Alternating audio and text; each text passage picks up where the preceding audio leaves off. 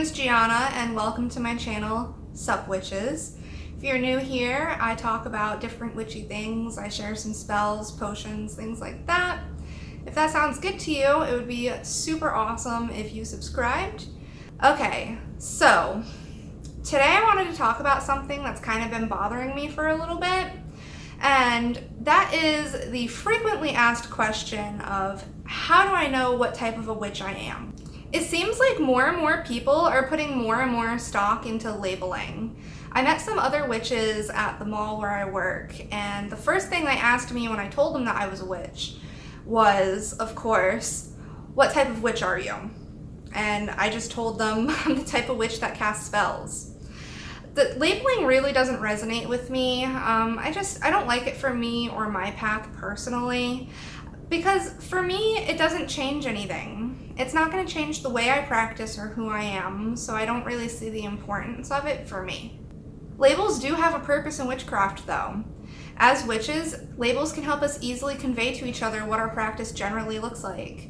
And to be fair, I have seen how empowered a label can make a witch feel. But labels aren't necessary, and I think a lot of newcomers to witchcraft are getting caught up in this ideology that every witch fits in a box, or every witch is identified by the type of magic that they practice. The truth is, witches are like snowflakes. No two witches are the same.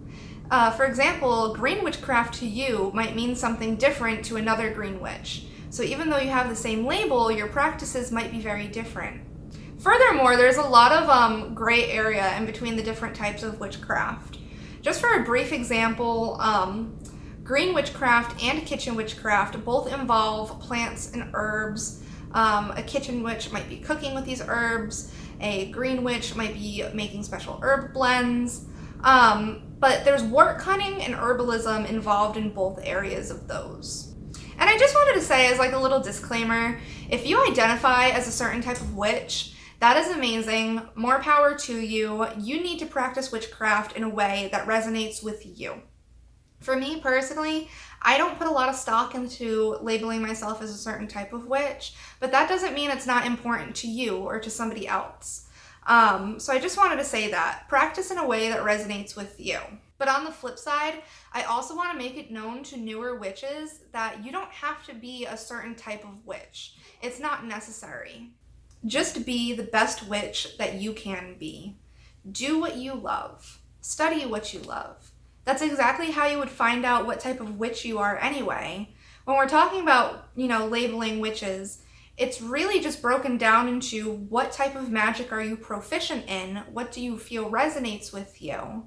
And the way to find that out is to just keep walking down the path that you're forging by yourself.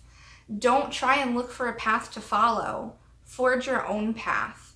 When you do what you love long enough, eventually you might find what you love has a name. And remember, sometimes it takes years to figure out what type of witchcraft resonates with you.